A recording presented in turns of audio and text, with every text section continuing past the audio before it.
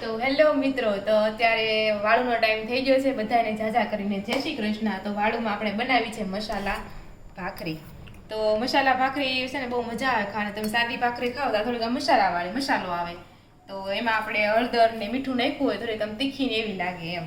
તો તમે એને ચા સાથે પણ ખાઈ શકો છો, દહીં સાથે પણ ખાઈ શકો, ને કોઈ અથાણા હોય ને તો એની સાથે પણ ખાઈ શકો. ઢેબરા જેવા જ લાગે, પણ ઢેબરા બનાવતા વાર લાગે, એટલે આપણે છે ને મસાલા ભાખરી બનાવી નાખવી.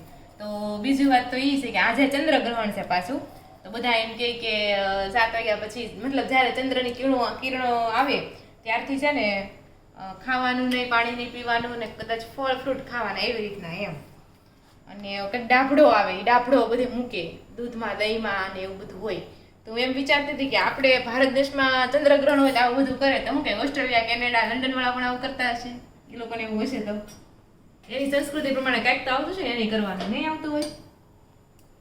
તો જે મારા વિડીયો ત્યાંથી જોવે છે બધી અલગ અલગ કન્ટ્રીમાંથી, તો એ પણ જરૂરથી કમેન્ટ કરજો કે ત્યાં કેવી રીતના હોય એમ.